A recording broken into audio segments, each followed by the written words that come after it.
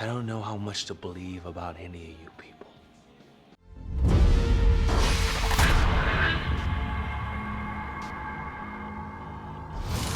Hello, welcome back to Ycft. Today we are not talking about the Blair Witch Project, but we are talking about its much maligned, that's the right word, isn't it? Maligned? Much maligned sequel. We have a habit of doing this. Book of Shadows, Blair Witch 2. Yeah. Released in 2000, directed by Joe Berlinger? Yes. So he was a documentary filmmaker. I believe he's won Oscars for some of the documentaries that he's made. And this film is a strange one. The context as to why we ended up watching this and making a video on it. We ended up having a sequel night. Like, we watched Shrek 2 and we're in the mood to watch another movie. And for some reason, the next movie recommended was Book of Shadows, Blair Witch 2. Yeah, on Netflix. It was like, oh, you watch Shrek 2? Well, you must want to watch Blair Witch. Prime. Was it Prime? Yeah, it was definitely Prime. No one has ever done the double of Shrek 2 and Blair Witch 2. No, they didn't. It was an interesting night. When was the first time you watched this film? I'm going to guess it was probably like not long after I saw the original Blair Witch. And I think I would have seen the original when I was about 14 or 15. I've always loved it. Always loved the original. One of my favourite horrors. So then, yeah, I have a distinct memory of going to HMV and with my mum and buying Blair Witch 2, not really knowing what it was about, and being really, really underwhelmed by it. Like, thought it was a terrible sequel. It was god-awful. Never watched it since, until our sequel night. I have a very different relationship with the original film than you. You said you loved it. I still do. I was never that arsed by it. I think I was about 10 years old when I watched it for the first time. I remember being home alone, watching it. I think I'd rented it. My parents had rented it for me. I've heard this like one of the scariest movies ever made. And then I just realised I wasn't scared.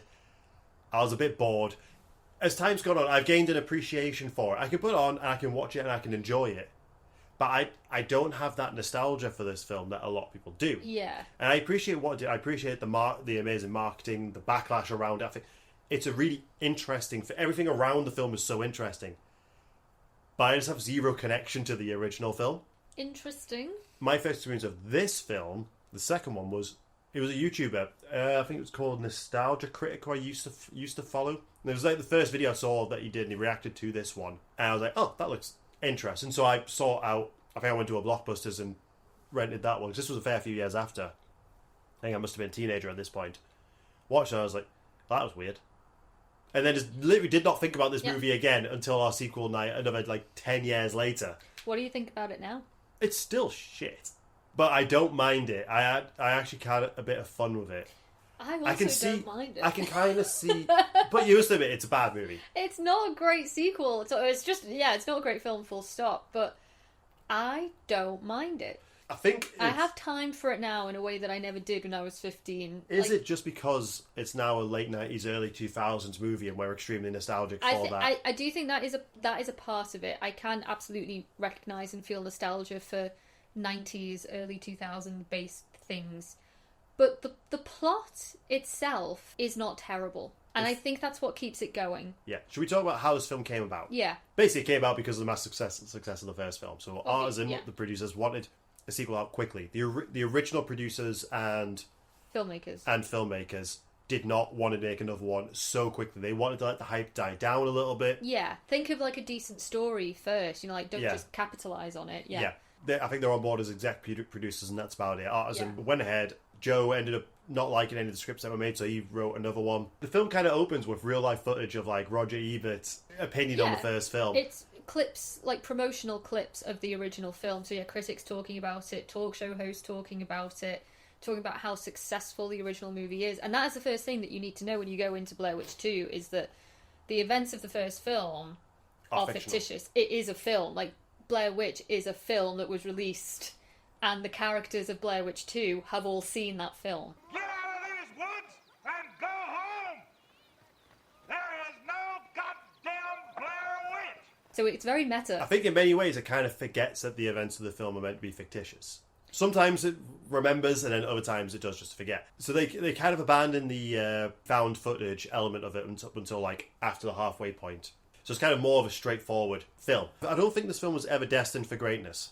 But there's bits early on in the film that flash forward to the end of the film that do kind of ruin any type of suspense. Spoils, yeah. And the director has said that was the producers making changes to try and make it more of a traditional horror, whereas he wanted to make you ask questions. And they kind of did ruin their own film. I think there have been like fan edits of like the way it was supposed to be, but he has often said that that is not what made the Scream, was not his vision. Well, even the music, like the soundtrack. I changed the soundtrack, yeah. It's very heavy metal. Like there's Manson is on there and a huge ton of others.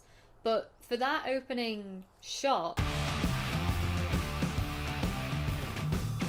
with the credits, he wanted Frank Sinatra's Witchcraft playing. He wanted much more like softer, almost like slightly comedic tones, whereas the producers were like, no, let's get Marilyn Manson.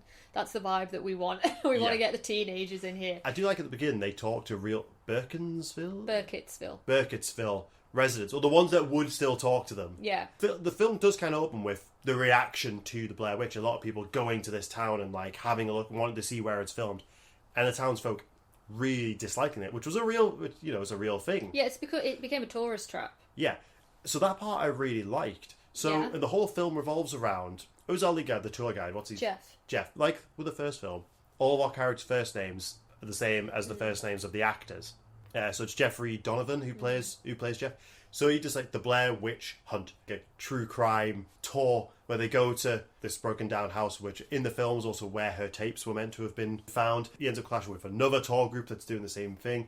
The police are annoyed because people just keep flooding these woods. What the hell are you guys doing here?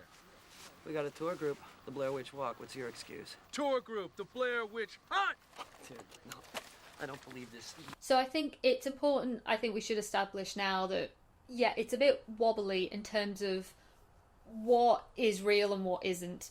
So whilst, in this movie, whilst the Blair Witch Project, the 1999 movie, is just a movie that these characters really enjoyed and are obsessed by, this film still works on the basis that the legend is real. The legend of the Blair Witch is real. So Ellie Kedward was a real person that was condemned for witchcraft and killed by her townsfolk. So whilst the film is fictional, the legend that it's based on is real and did actually happen. Yeah. So that's where we need to... That's important to establish, I think. So let's talk about our other characters. So we have Stephen and Tristan, who are grad students, and they are doing some kind of paper on mass hysteria. Again, very meta for... The only thing is with this film is a lot of its ideas That's what I was saying. are actually really interesting. Like, the actual plot is not bad. I think if this film had a bit more time in the oven, I really think they could have made something special. Well, speaking of ovens, Tristan is pregnant. Well, you can forgive me for forgetting that, because the film forgets it as well. I think she's still in the very early stages. She's only 6 weeks, but she is pregnant. So Stephen and Tristan are a couple together. And yeah, they're working on this paper.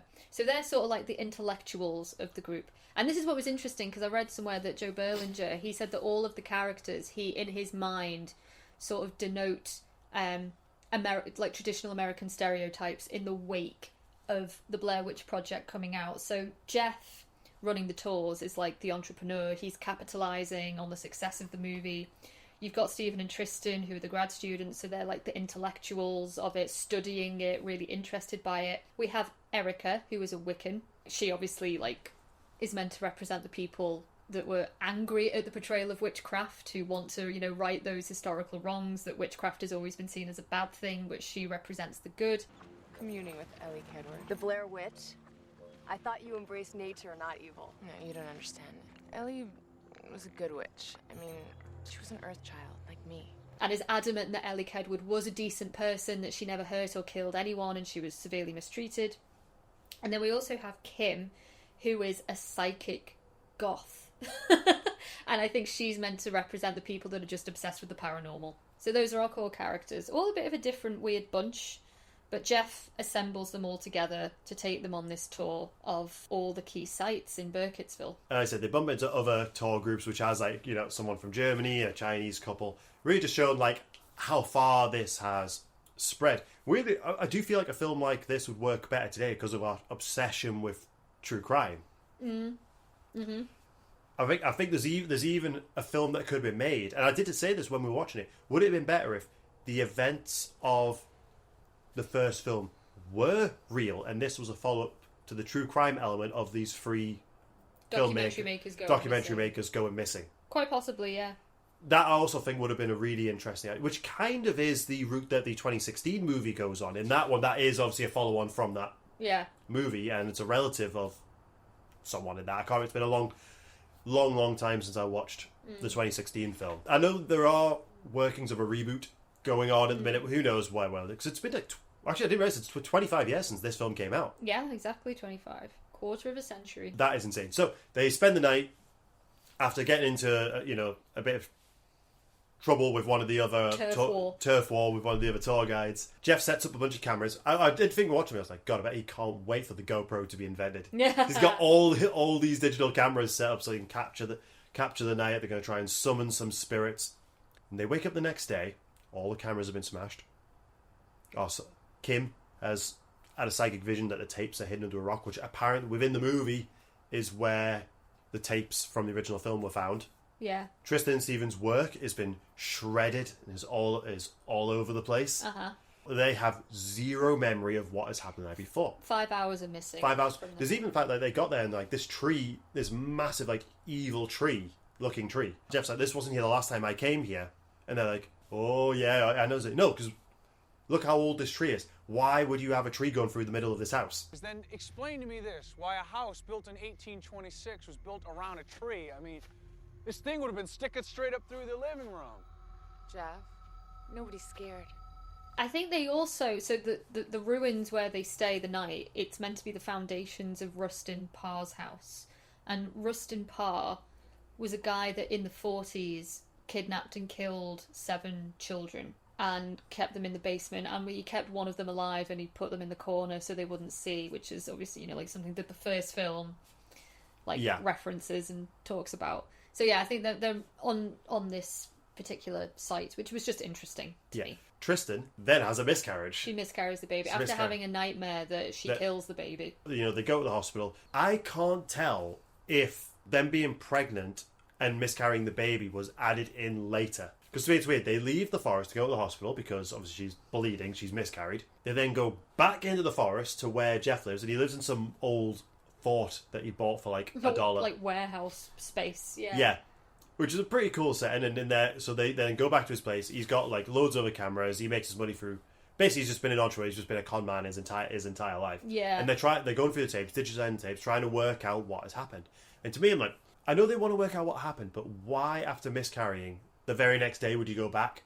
And I think it's only referenced like one more time. And throughout the rest of the film, like, I don't feel like this was part of the original story because there's so little time given to it. It's interesting because I know what you mean, but I also the way I've interpreted it is, if you believe, there's 2 ways that you can look at this film. Either the witch is real and she is puppeteering and manipulating events and some spooky supernatural shit is going on, or you look at it in that this is just a group of people that are obsessed with a movie and experience mass hysteria and are all like collectively joining in on this weird like fever dream. If you go down the supernatural route, then I think you could say that the witch makes Tristan miscarry, targets her specifically because she's pregnant, and we know the witch does not like children, and making this woman miscarry is a very cruel way of inducing suffering to someone. Mm-hmm. That's one way you can look at it. What I can't explain is the reason why Tristan, after miscarrying, wants to carry on the investigation. If that was, I want to go home. Yeah. I would not want to carry on. I would want to go home. I'd probably stay in the hospital as well. But yeah, it's a weird decision. But I think it just depends on the way you look at it. The film then starts getting a bit weirder because it is revealed on the news when the police get in touch with Jeff that the tour guide that they clashed with were killed in the night. Yeah, at Coffin Rock. At Coffin Rock, where they sent them to, and their bodies set in the shape of a pentagram. A grisly recreation of the infamous Coffin Rock massacre popularized by the movie The Blair Witch Project. Bodies were laid out in the shape of a pentagram. Sound familiar? They're then told they can't leave because they are suspects, and they're trying to desperately go through this film footage. They're I was like, oh, I'll digitize it and I'll enhance it so I can have a better look. They get a glimpse of something in one of the frames. And did you notice that the big tree wasn't in any of the footage? Yeah, it's just now it's a twig. Where's that tree? What? That big tree that was in the middle of the foundation. Now there's just this tiny twig. You see, guys? I told you there was something up with that tree. There's something that the director said. He's like, video tells the truth, film lies. Because film is manufactured. He's like, in the film, at multiple points, is lying to you. And the truth is found in the video. In the tapes. So the whole film is meant to represent mass hysteria. And there is a way to watch this film where there is absolutely nothing supernatural going on. And that we're basically just looking at a group of people going mad. Mm-hmm. So I watched it with that kind of mindset. And you can see it. And it does line up with where the film goes. I've always watched it through the lens of Ellie Kedwood was real. She is puppeteering things. She's manipulating things. I would actually like to watch it again with that other lens, because I didn't do it the last time. It's it. If you watch it on Prime like we did, you can't look for the hidden messages in the film. Reverse. It's like a bonus thing on the DVD, and it tells you what scenes to look for, and it recommends that you watch them in reverse, looking for some words. It would give you a phrase. You would go to a Blair Witch website, which now doesn't work. Put that phrase in, and you'd get a bonus scene. And for the life of it, I was searching. I could not find whatever this scene is. I don't think it's anything drastic, story breaking. But I like that they continue the trend of interesting marketing. It kind of reminds me when I went to see the latest movie. I always went because I did a double bill of watching. I think it was The Witch followed by the Blair Witch Project. Weird day. Weird day. And when we walked out of Blair Witch, the staff had hung the stick figures from the doors. And as soon as you walk out, it's like, there's one of us. It's like, ah!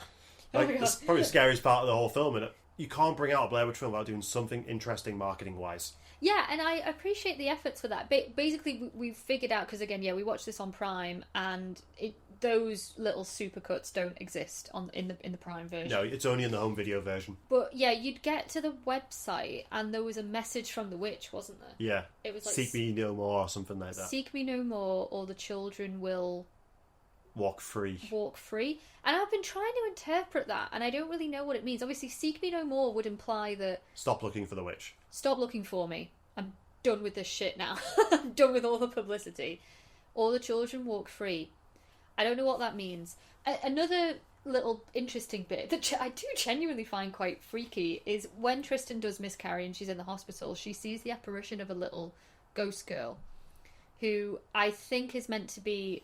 I think she's credited as Eileen Treacle, and she's a girl that was supposedly drowned by the witch in the 1820s because she appears really wet.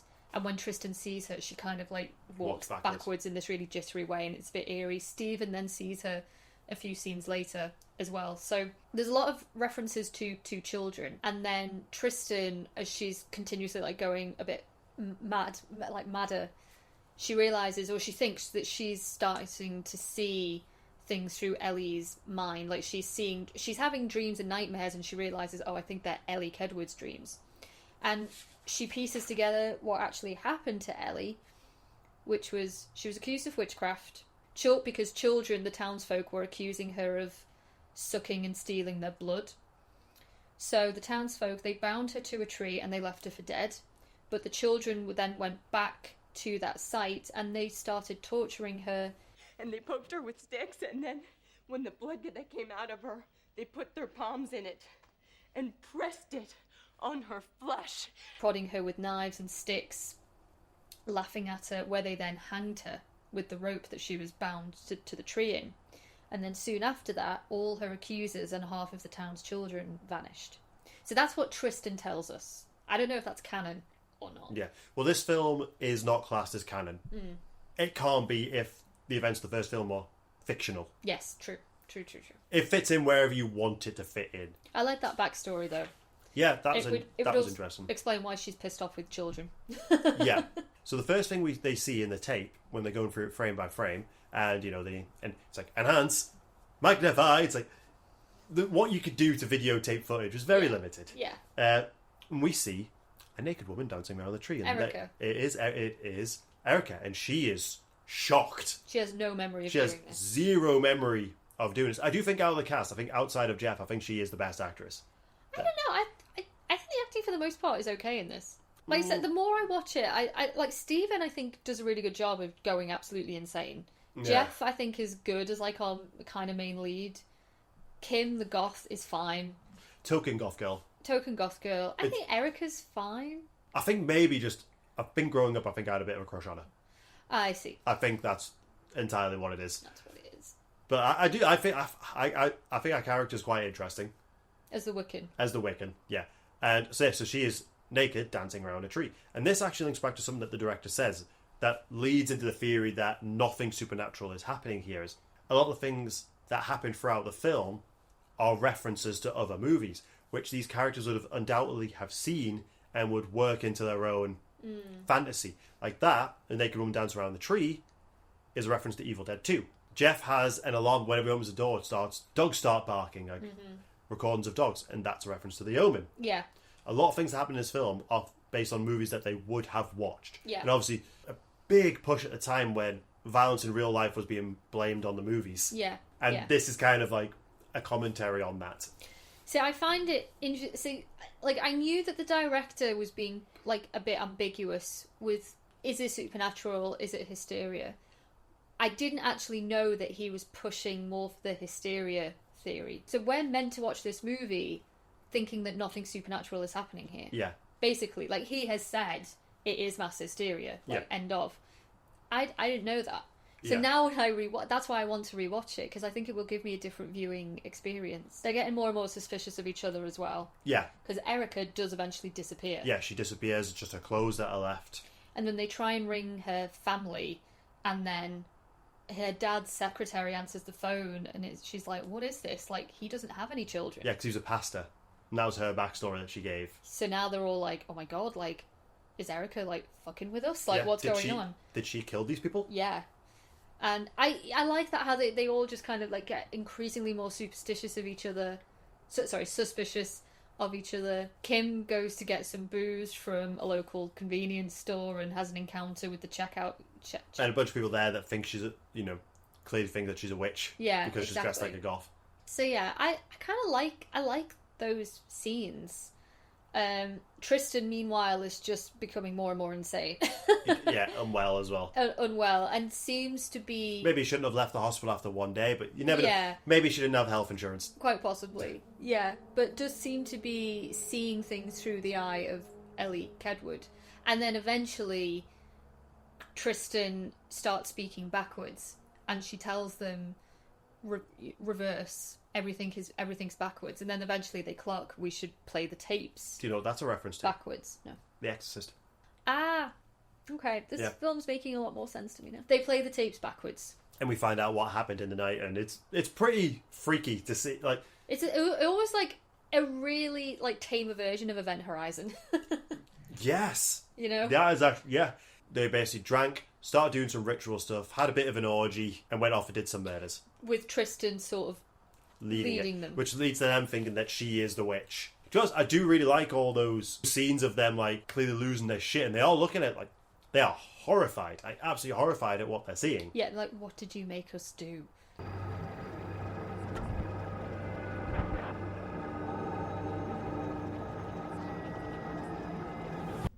What did you make us do? You're leading us, aren't you? They have no memory of it whatsoever. Yeah, and it leads to them confronting Tristan. Yeah. And I like because when they stop watching the tapes, she is behind them, but she's like got her back to them. Like, were you not watching the tapes? No. From a logical standpoint, like, she miscarried like a day ago or so ago. She is clearly not well. She's not she's okay. going through something. Why is she still here? And they're taking this as she's the witch. She's done us. And they find Erica dead, stood in the corner of a closet. Naked. Owls keep like an owl flies through or something like that. And I think one of them has a vision of Tristan like eating an owl. Yeah. I think the director said that owls are included a lot because they're meant to represent death in a lot of cultures. Mm-hmm. The owls are not what they seem. The owls are not what they seem. And it's a really bad looking animatronic owl as well. I can move past that. But it kind of ends with them cornering Tristan because, yeah, they're convinced that she's the witch. She's the one that's... Or at least, like, the witch has possessed her. Yeah. And they kind of, like, chase her up to the rafters. And she's goading them on as well. And then finally kind of, like, takes on the persona of Ellie Kedwood and puts the rope around her own neck and pushes Stephen to push her. effectively, which he does, and she's hanged. And then all these scenes that we've seen spliced through the movie of the 3 remaining characters in the interrogation room, we finally get to that point, and they're all being individually interrogated. And we realise that their memories and versions of what happened don't correspond with what's actually on the tapes. With what is actually on, like, surveillance footage and things like that. We see Kim killing a cashier at the shop where she went to get beer, and she's like, that's not how it happened. In her memory, they just had a confrontation. Yeah. She didn't kill her. I didn't do that. She watches herself stabbing this woman with a nail file to death and just bleeding out. We see Jeff kill Erica and place her body in the cupboard, yeah. And he's like, I didn't do that. That's not how it happened. And then we see at the end, you know, like with Stephen and Tristan, like the final showdown. Like, watch the goddamn tapes. Like in their memory. I look at the performances when they're in the interrogation is actually pretty good. I agree, yeah. It's quite intense. It's what like ruins it is we've seen hints at these interrogations. Yeah. We find out like Jeff had been in a mental asylum for a bit during the release of the original film. Doesn't add anything to the movie. No, That is what the director didn't want any of that in there. Yeah.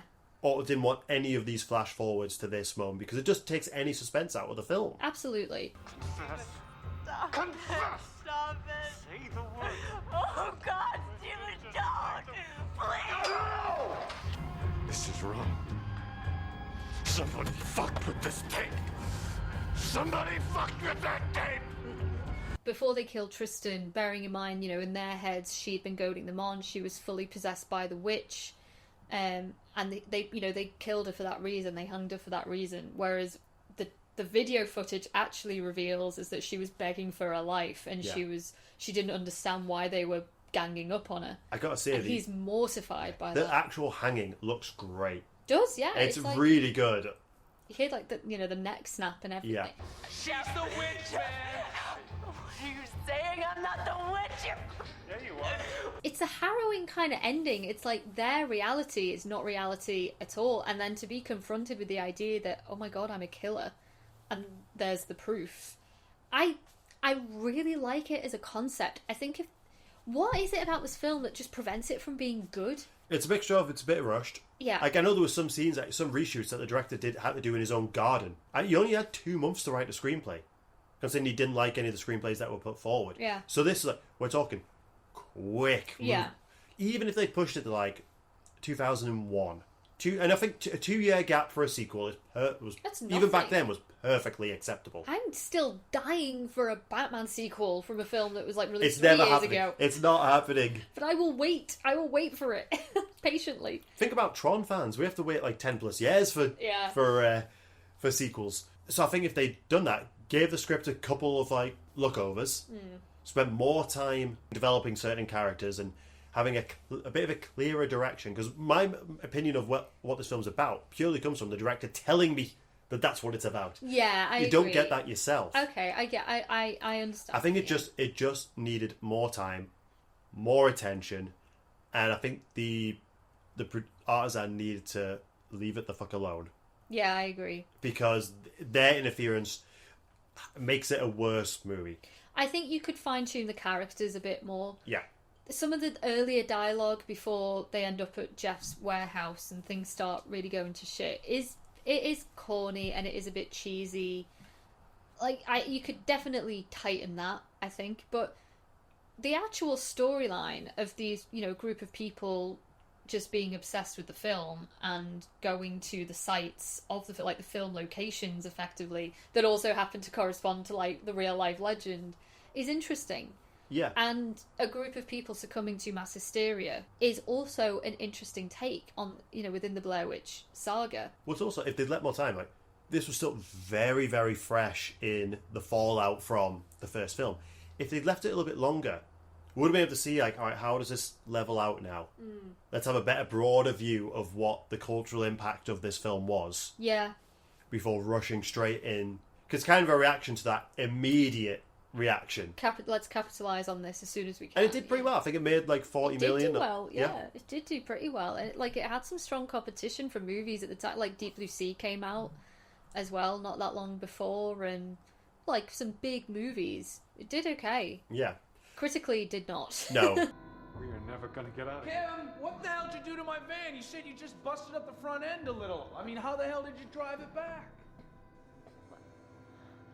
I swear it was just the front fender. I think it's something that's become a bit of a cult film over the years, and I've seen a lot of people talk kind of fondly about it, despite, and they all say, look, despite the film's problems, I enjoy it. But I have a question for you. What do you think of the actual Book of Shadows? Book. What the fuck is the Book of Shadows? There's no book in this film.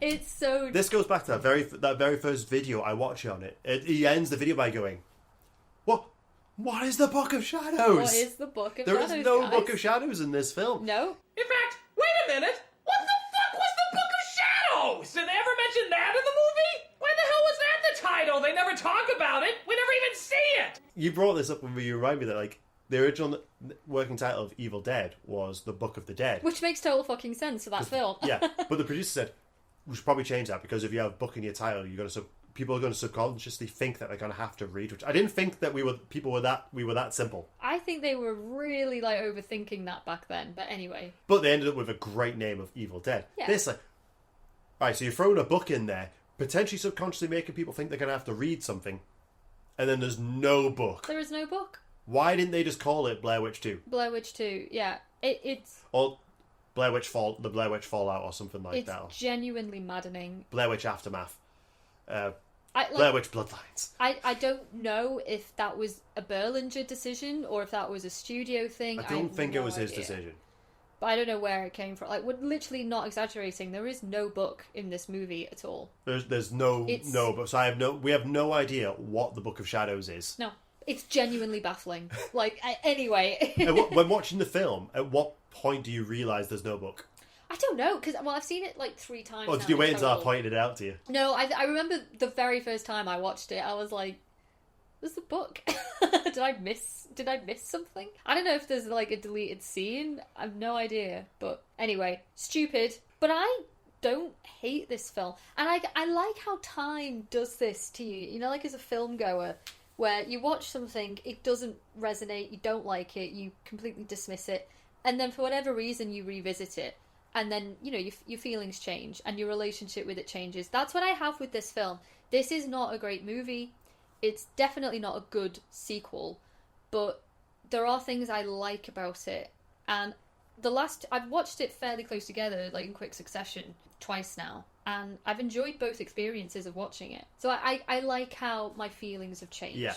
I enjoyed watching it. And again, like, I know that the director wasn't a fan of the soundtrack changes. I am. And it's part of what I miss about the 90s and early 2000s, like, you know, films. And so it is, I think a big part of it is coming down to nostalgia. I'm not necessarily nostalgic for the film itself. No. But for that time. But I do weirdly have more of an attachment to this film than I do the original. That might just be because this is one of the first things I watched when I was getting into YouTube, exploring different creators, and suddenly I saw people talking about this film. Yeah. It's how I discovered The Room as well. It was all around the same time. Yeah. Yeah, so I've weirdly got more of an attachment to this film than I do the original. And I respect the original one a lot. But this is a more fun film. But it is a bad film. Yeah.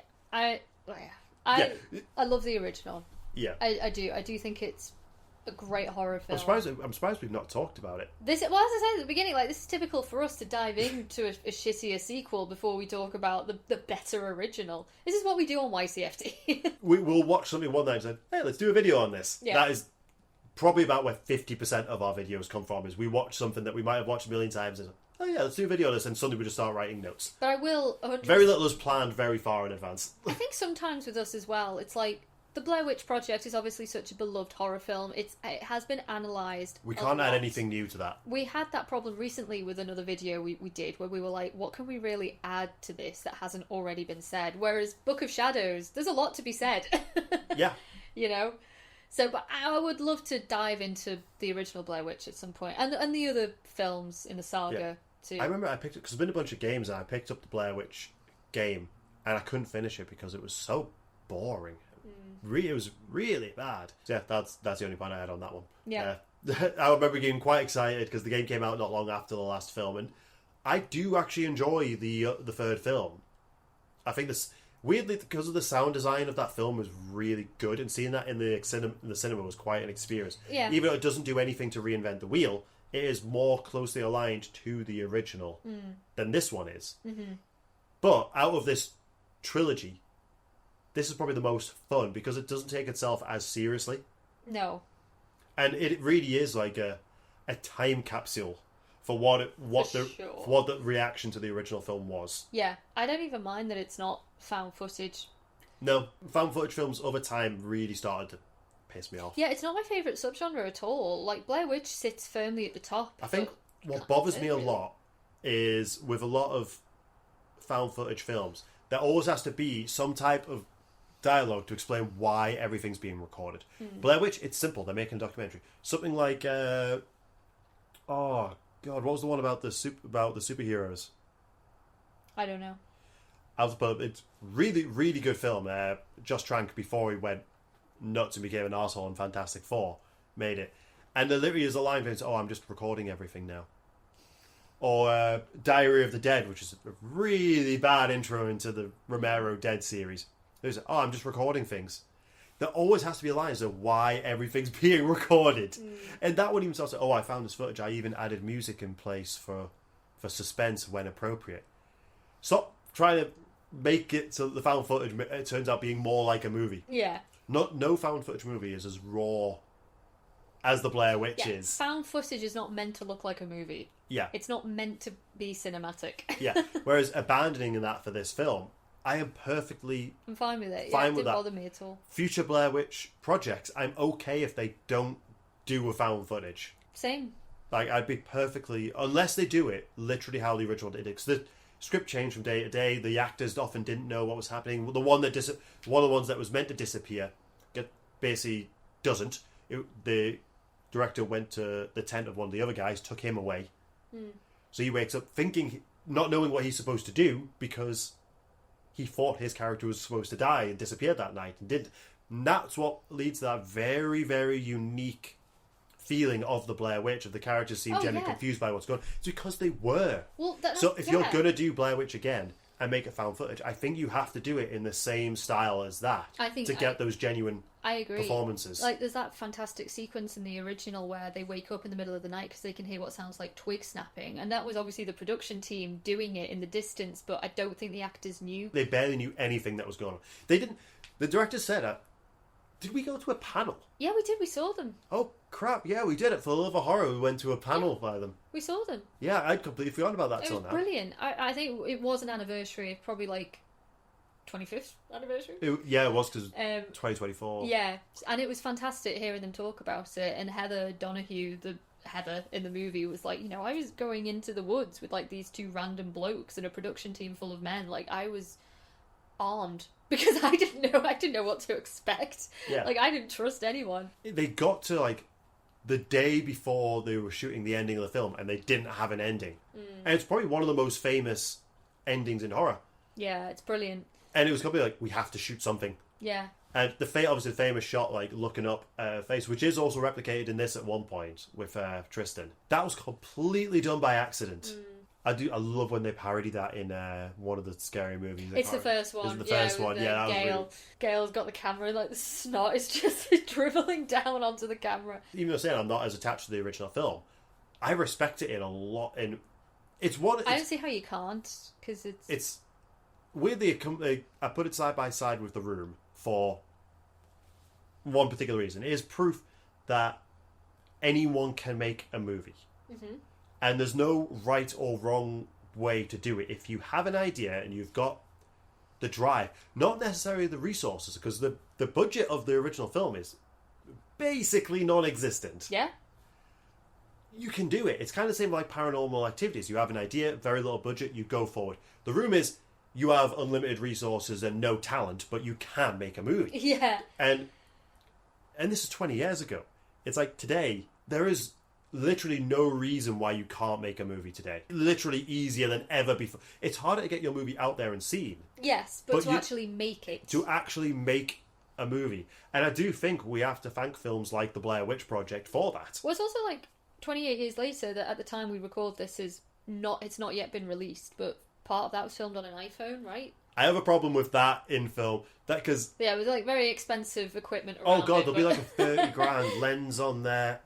They'll have additional software.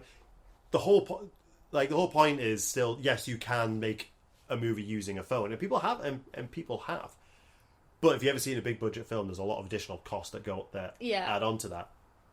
But going back to Blair Witch, like I said, like they were using very accessible equipment, which today is you could literally replace with a phone, get a lens that clips onto it, put a microphone on it, or get an external audio recorder, and you could go make the Blair Witch at the exact same quality, better quality than what it was shot at. Yeah. The second film doesn't have any of that, but like I said, it is a bit of a time capsule to the reaction of that film. So I went on a massive tangent there. So do you have any more notes on this one? No, not on the sequel. I enjoyed it. Yeah. I'm going to throw this off to our channel. Any of our channel members out there, what is the Book of Shadows? What the fuck is it? Well, yeah, thanks for all your support, you guys. You know you're awesome. So I'm going to also pass out to the wider community. Again, what is the Book of Shadows? What is it? What is? I need to know. But genuinely, how many of you out there have seen this film and are fans of it? How do you interpret the mess that this film kind of is? How do you interpret it in the sense that do you see it through a supernatural lens? Is the witch real, or are they all just crazed movie fans? I would really like it. Like I said, I know there's been fan edits of it's close to like the original vision, but I don't know if there's plans for anything coming out with it being a 25th anniversary. If there's going to be like a nice special edition Blu-ray, I do think there's an audience for a director's cut of this. I agree. The Reddit threads I've seen, like people, like even as recently as like a few years ago, have been talking about it, trying to like get all the reverse clues and stuff. So there's an appetite for it. People want to see it. Going through the footage frame by frame was also a reference to the original film about how apparently people, internet sleuths, were like analysing, thinking that there was hidden messages in the Blair Witch Project, like, literally going through, analysing everything. I can see the witch in the tree. So it is one of those films where you'll get more enjoyment out of this film if you have a broad knowledge of the reaction to the original film, which might make it a bit difficult to watch today if you're quite separated from all that.